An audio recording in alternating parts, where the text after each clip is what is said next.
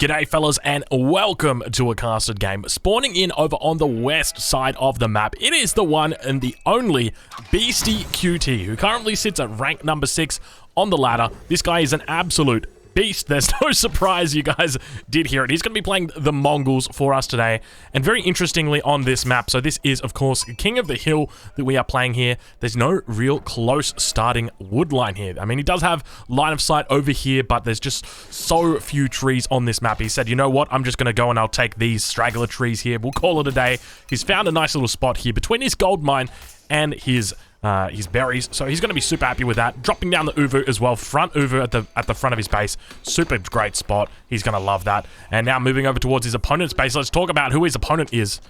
This is David Kim, playing the Chinese. Now, for anybody familiar with the term or the name David Kim, that might ring a few bells for you. You might be saying, hold on a minute, that's not sheep being captured by my scout, those are bells ringing. Where do I know this name from? David Kim. Circling around in your head like a fishbowl. There's just a goldfish going around, touching the sides, occasionally swimming up looking for some feed, not finding anything, but then eventually it comes back to you. You remember the very first StarCraft 2 beta games that you ever saw. They were played with David Kim in them. He was a StarCraft 2 Blizzard balance tester, and he was one of the best. He was considered by many to be the best in the game at those early stages, employed by Blizzard, and now looking to take over the Age of Empires 4 ladder. It is David Kim. He's playing the Chinese, currently sitting at rank 114 on the ladder, and we are going to be having an absolutely exciting game today, I suspect, because this is King of the Hill, and we're going to find out who really is the King of the Hill. Is it Beastie QT, who came from StarCraft 2, or is it David Kim, who made StarCraft 2? That's what we're going to be working out today, and they're going to be doing it in Age of Empires 4, of course. So, going to be doing a little bit of scouting out over on his opponent's side. Picking up 4 sheep so far, not too bad. Going to be working his way back. Now, keep in mind, he is opening on berries here, so this is pretty standard. We see this in almost every single Chinese game now, where people open up with the mill and the Imperial officials. So, Kanoki was the one who sort of who famed this, or who pioneered this build order.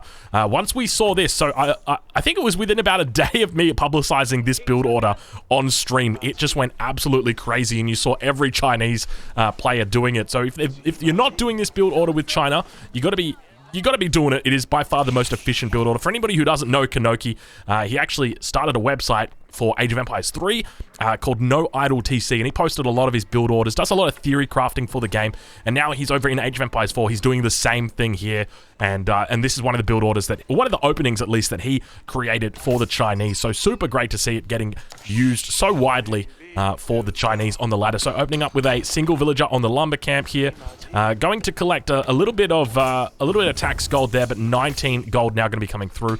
He's going to be able to click up 3 minutes and 15. We do see the Imperial Academy going to be going down here, managing to get it on 2 of his starting 3 infrastructure buildings here, but I don't think he would have been able to get the mill and the mining camp no matter where he placed that. Would have missed it no matter what. So we'll go check on his opponent's base, Beastie's base. We'll see what he's up to. He's got a couple scouts out on the map, so first scout, second scout. Also going to have that Khan out there.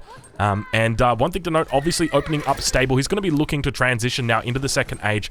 I do suspect we're going to see out of him the most standard build order for the Mongols at the moment, which is Deer Stones into Fast Castle, probably looking at professional scouts. So I expect in the transition period, he may be picking up more scouts. We'll have to see, we'll have to wait and spot exactly how he manages to do it, but ideally going to be looking to steal away some of that all-important hunt from the Chinese player David Kim. Now, for anybody wondering a little bit more about David Kim, so he's sort of been off the scene for a while now. Now, I will also just state, for the record, I don't know if this is the real David Kim or not. I've done a little bit of research. I can't find anything that points me either way. So he doesn't seem to have a Twitter, the David Kim that used to sort of do StarCraft. So there's no real way to keep track of him. He is on LinkedIn, but I feel like adding him on LinkedIn and hitting him up like, hey man, love your stuff. Are you playing Age of Empires 4 by any chance? Like, it's a bit weird. It's a bit weird. So who knows exactly if it's the real David Kim, but look, I'm gonna, for the moment, I'm just gonna suspect that it is the real David Kim, because it just seems a little bit weird otherwise, and to be honest, it's kind of hype. It's kind of hype. I do like that. Gonna be dropping down the stable now, so opening up in a fast stable. We do spot he's got enough gold now to be researching that professional scouts. Now, keep in mind that in addition to researching this professional scouts, he's also got it, whatchamacallit, he's also got it supervised at the moment with his Imperial official, so it means it's going to be taking a lot shorter than any other civilization. You can see that Beastie, not even up to the next age yet, okay? He is saving up the resources to do it himself. Do we have a Gur down? I don't even think we have a Gur down yet for Beastie. So maybe I mean, his gold looks like he's thinking about it, but he doesn't have a Gur yet, so... Wait, can you research it from the Uvu, potentially? Nope, you can't. And he is getting more scouts out in transition, as we suspected. So we'll... Oh, there's the Gur, there's the Gur. Okay, I do apologize. It was hiding up towards the north. So he'll be picking up professional scouts. But look, Beastie's hitting the age up right now, 5 minutes 40. His opponent already sitting over here with deer coming into his base. He's already got the deer on the way in. And this is just the true power right here of the Chinese going for that super fast opening. There's only one civilization that I've actually seen that can beat it, and it's actually the French that are able to beat it pretty well from what I've seen. So they are able to get out a lot of scouts after the after the age 2, or rather after they get up to age 2, because they don't have to drop down a stable. They've got the they've already got the all-important school of cavalry out there for them. And then in addition to that, they've got cheaper technologies and cheaper buildings as well. So it costs a lot less for them to actually invest into professional scouts. But now we do see David Kim getting pushed back a little bit here by Beastie. He said, hey, you get out of here. Those are mine. Those are mine. Don't you be touching them. But now we're just going to see David Kim head towards the north. Obviously, he's going to spot out that his enemy's got plenty of deer out on this map. He's going to know all about it, so he's just going to head over there. He says, you know what? You take my deer, that's fine. I'll take yours, and we'll call it an even trade. But I would like to see now from David Kim get out a few more scouts and just look to try and pinch these in, or all of them rather, up at the same time. So 7 scouts is my critical number. I love that. Survival techniques now coming through for David Kim as well. Do note he's not on gold anymore at this point. Has a horseman out, so the horseman going to be looking to get in on the action. Going to be focusing down that Khan and managing to get away. Look at the speed coming out from that Khan, 2.16 movement speed. The second horseman going to be coming out for David Kim here, and he's really looking to pump out these horsemen at this point in time, trying his best to hold on to this hunt, but it does look like it is going to be going over to Beastie.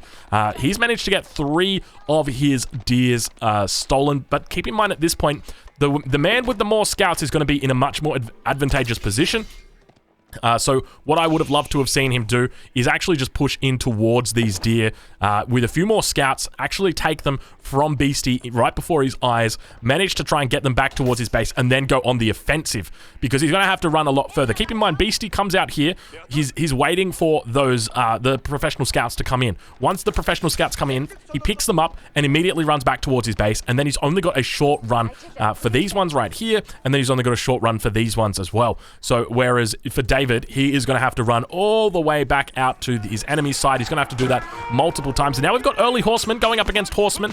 So the 2 brand new nerfed units in the game. But obviously the early horsemen are going to have a bit of a struggle against the normal horsemen. But they do have their upgrades coming in now. They've got that lovely +1 armor, which is going to be helping them out against any ranged units, but not doing as much against any normal unit. And now we see David Kim going to be trying to secure up a few more hunts of his own. But overall, I would say losing out on the hunt battle. It does look like he does have a scout here, which I'm trying to look for that last hunt. You can see it on the map. It is still around here somewhere. I don't know exactly where it is. You can normally find it by doing this, but it doesn't look like it's here. Has it just gone? It might have just gone. I'm not sure. It might be bugged. You can see that right now. This hunt here is not on the map. This hunt here is not on the map, but this one still is. So it makes me think, oh, there's a deer carcass here. Okay, it's hiding right next to the relic. Okay, that's where it is. So once that deer carcass gets picked up, then that that icon will disappear from the map. Yes, I guess until then, David's probably just going to be wondering, where the heck are those damn deers? But now, taking a look at David, he is going to be dropping down a Barbican of the Sun on the back line as well here. A little bit of a curious position, this Barbican. I'm going to be real with you guys. Normally, you'd expect to see this out on the front line. Obviously, it acts as a defensive landmark. So it does make a lot of sense for it to be on the front line, but, you know, towards the back here, it's going to be protecting up his food source. That's first and foremost. But now, speaking of protecting a food source, look at this outpost that is out right now for Beastie. So getting out here early, a lot of horsemen coming in to do a bit of damage here, but scouts in here on the mix as well. Horsemen doing their best to fend off the horsemen of their enemy, and we see more and more horsemen coming in now, and really at this point, Bloomery also getting researched by Beastie as well as Wheelbarrow, and players now attempting to escape. We've got Beastie running away, realizing that he doesn't have the mass that his opponent's got, and probably going to be losing this outpost in the center of the map. So very, very nice play already from David Kim, and I love seeing this aggression out of China early. It is great to see how just a single change with the Chokunu in the last patch has led China to be such a more aggressive civ, because they've actually got a unit that they can make and a unit that they can rely on now, because it never used to be the case. And speaking of relying on, we have got ourselves a bit of a fast castle happening right now, clicking up at about 10 minutes 19 seconds, so I'll call that a fast castle still. Going to be going up with the Step Redoubt. No surprises there. This is the supreme landmark when it comes to Age 3 supremacy, but now going to be forced out here. David Kim is going to be... You can see that he has got plenty of resources in the bank, but at the same time, not really close to aging up. Obviously got that dynasty going himself. And I think the question's got to be asked, what happens, or where does Beastie go from here? What does he look to do? So my suspicion is he's just going to look to continue. Look at all these, geez, look at all these horsemen here. 16 horsemen out for David. Over for Beastie, he's got 9 horsemen out. Also going to be getting raided by a single horseman towards the north. There's something that tells me this may be the real David Kim. This guy is pretty on the ball when it comes to this play. Obviously, at the moment, he's still sitting at rank 114, but, you know, raiding off with a single horseman is very, very annoying. You force a lot of idle time from your opponent there, and he's done a great job with that. Now, Beastie going to hit the third age, dropping down the second and the third stable, so really going all in on those lancers, as we expected. And so now going to be looking to get those double batches out. Also probably going to be looking at getting the +2. Indeed, he is going for decarbonization. And also, now he's going to be under threat here. But once these lancers come out, I think he should be fine. Horsemen coming in, looking to try and do their bit of distracting. There's a nice little choke point here. The extra numbers from David are really going to sort of create a difficult spot for him as he does try and force his opponent back. Lancers are about to pop out, and once they do pop out, it's going to force David to sort of retreat. I don't think there's any way he's going to be able to fight those Age 3 Lancers with just these Age 2 Horsemen. But now we do see that the Lancers have come out, and he is going to look to repel it. He's trying his best just to siege it down. He's ignoring it. We see the armor actually going to be coming out here instead of attack speed. And by the same token, I don't know about you guys, I can just hear someone yelling and screaming off in the background. It's these scouts. They're just so annoying. I can hear them going off in my right ear. They're just saying, "Mama, Mamma Mia." Just something, apparently the Mongol scouts are Italian, but don't tell the Mongols. Going to be burning down this Uvu ever so slowly. A villager going to be coming out, looking to heal it up towards the middle of the map. He is continuing to get chased away, but these Lancers have come out, and that's going to be able to turn the tide of the battle. We now see more Lancers also going to be coming out of these stables. He's got triple stable up here, and that's really going to switch it around.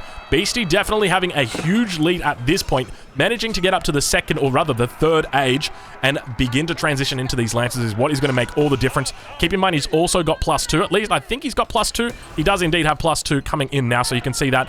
Next one is going to be Damascus Steel, but he's also got +1 and going for +2 armor on the melee front as well. So now you really start to see the strength of the Mongols. His opponent is managing to reach that third age. You can see David Kim has gotten up at 13 minutes, so he's managed to find a little bit of a window. And the question is, what does he go into now? Because he is popping out Lancers. You can see the Lancers are coming out extra quickly, 35 seconds. They're not being supervised at the moment, and it looks like we're going to have a bit of a siege dance coming in here around the mill that was trying its best to gather up the berries here, but now David going to be on the back foot. Keep in mind, he does have the single stable out. No astronomical clock tower coming out with any sort of Springald just yet. Villagers on the front line here, and he needs to start supervising this stable. He's supervising the one in the back, but also wants to be supervising this one on the front, I would suggest.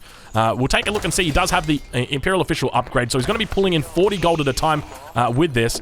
But now really trying his best to get out as many Lancers as possible. But keep in mind, he is behind on upgrades. We do see the decarbonization going to be coming in for him as well. Looks like a few villagers deciding to go around the wrong way. I think he's just hit the immediately evacuate button, and then that has sort of taken them around the wrong way there. But now you can see those villagers are going to be coming back out and looking to get back into work. We've got another defensive arrow getting blown up there, and we can see that the Lancers are going to be having a difficult time, but it does look like he outnumbers them at this point. So David Kim doing pretty well to manage to sort of even up the numbers here. More reinforcements coming in as well at this point for Beastie. And I tell you what, this is actually a pretty darn good game. We are truly seeing the battle of the cavalry, and it looks like David Kim is going to be able to hold at least from this point. So 50 villagers for David Kim. He's got 3 Imperial officials. We'll call it 53. Compare that to Beastie, who's sitting at the moment on 46. Now, keep in mind that Beastie, by having those 46 vills, he's also got the step rid out here, which is going to be adding, you know, an extra 50% to his village account for any of those gold gatherers. So he's going to move back here. It looks like he's bringing out, how many villagers have we got? 12. So call that an extra 6 villagers there on top. So really sitting at about 53 villagers at the moment for him. So he is going to be happy with that. Raid bounty now going to be coming in as well for Beastie. So he is going to be looking to get in a little bit of raises. Now, one of the things I will note is that the religious unit for the Mongols is actually called a shaman. Who knew that?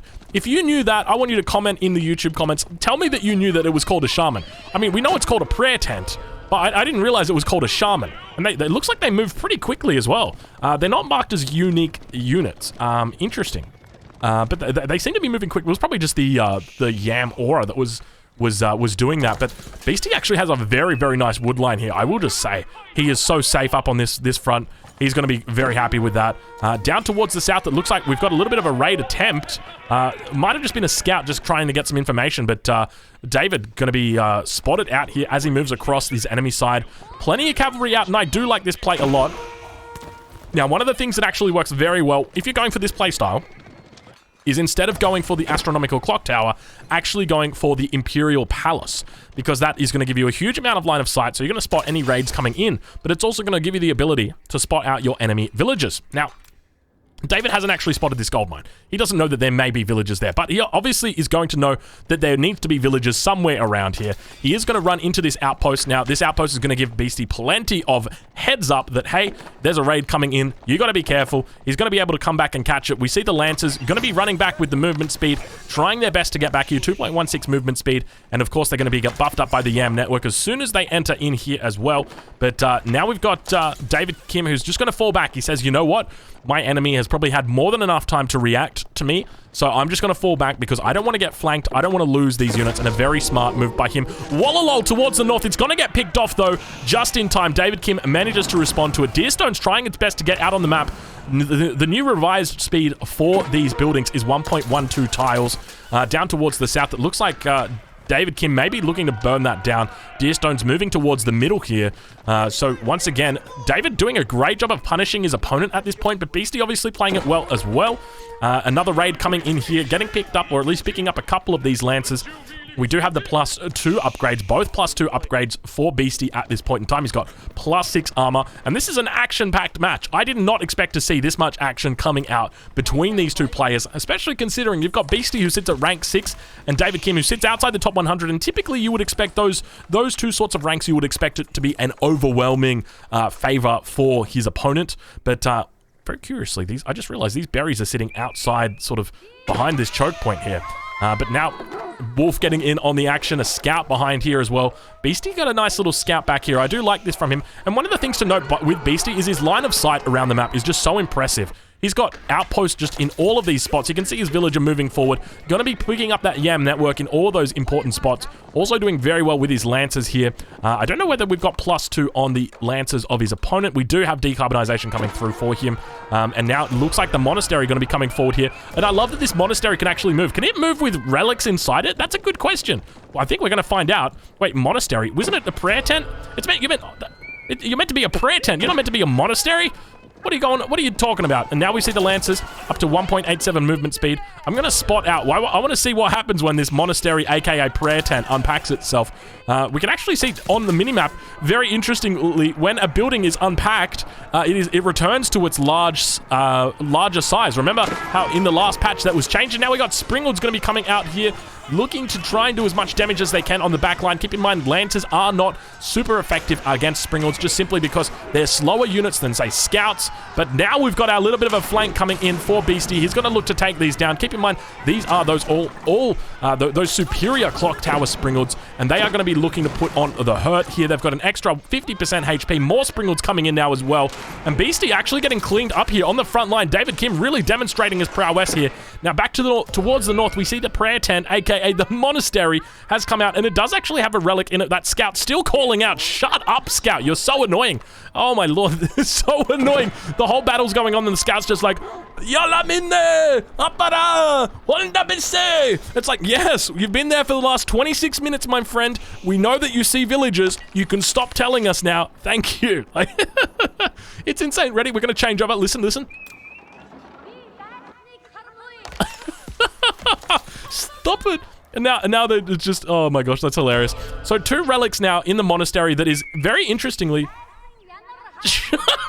Shut up! Oh my lord, this Scout. I'm not watching Beastie's perspective until he moves that Scout. That Scout needs to move. How does the man play with that Scout constantly going off? Like, it's not even giving you good information. Like, oh, the enemy has got farms out now. Like, oh, I never would have guessed a farm at 20 minutes coming down for the Chinese player. Who would have expected that? Definitely not me, that's for sure.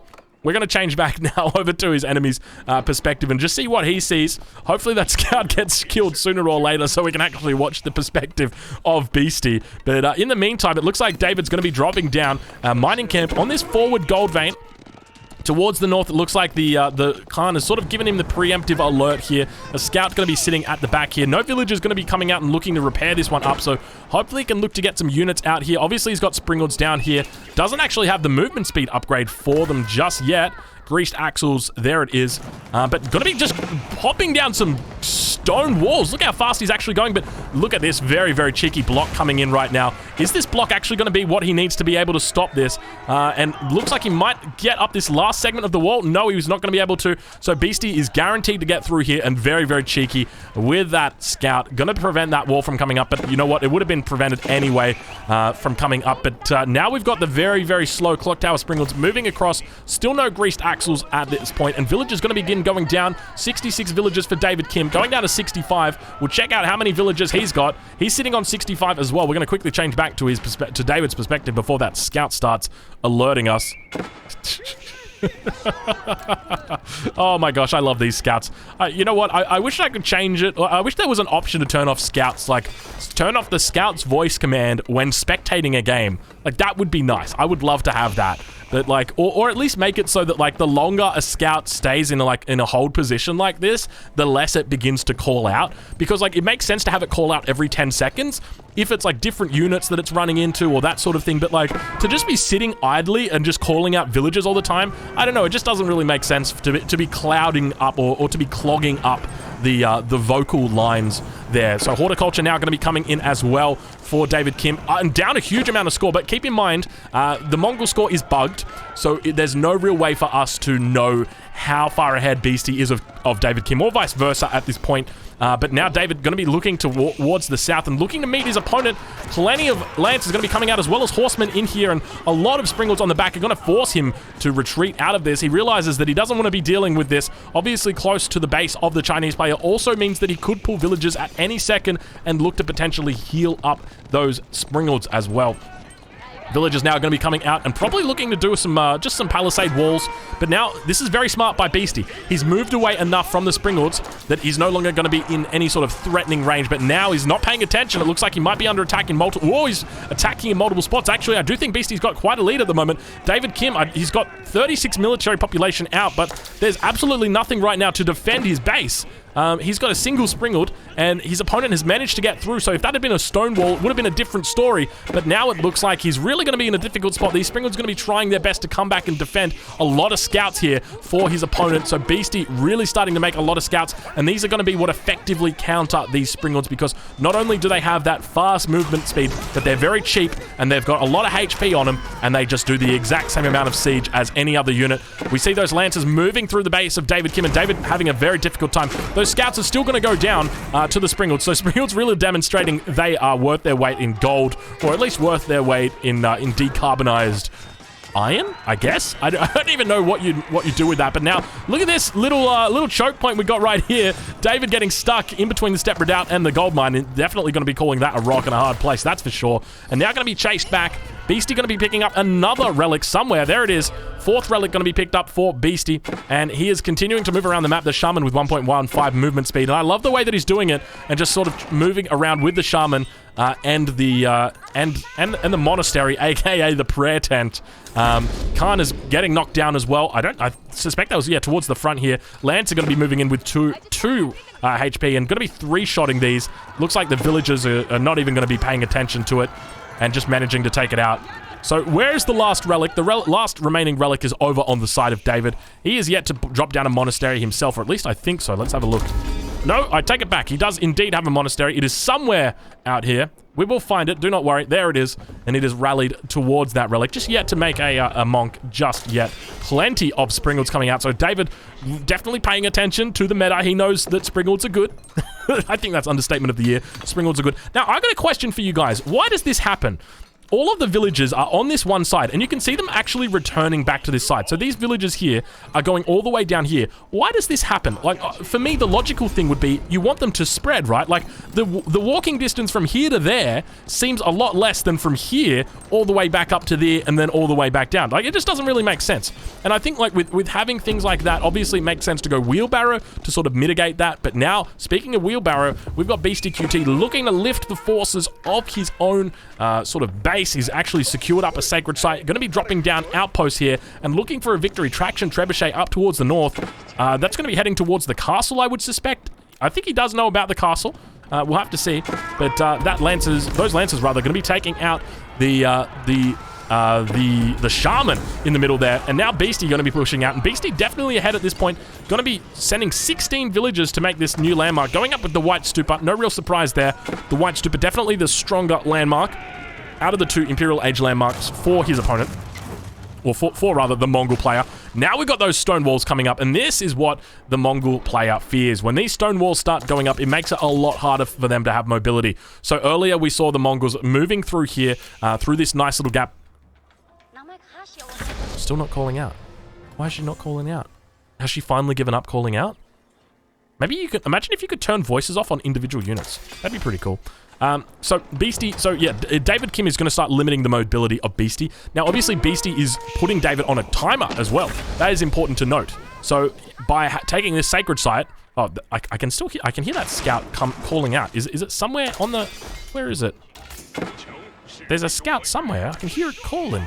I don't think it's for David. I think it's Beasties that's calling out. He shouldn't be able to hear that though. I'm very curious. So now we've got a bit of a problem because we've got Traction Trebuchets out. Beastie is going to start getting pushed by David, but look how many Springalds are out right now for him. Step Redoubt going to be moving out across the map, and he is moving towards his sacred site. It's a little bit more favorably placed for Beastie at this point, but I don't think that's necessarily a bad thing in this situation. I think obviously David's going to come around and look for a flank down here towards the south. Obviously he knows that the army of his opponent is going to be up on this front towards the north side, and that it definitely is. So once this sacred site gets neutralized, I think he's going to be feeling a little bit better, but he's not neutralizing it at the moment.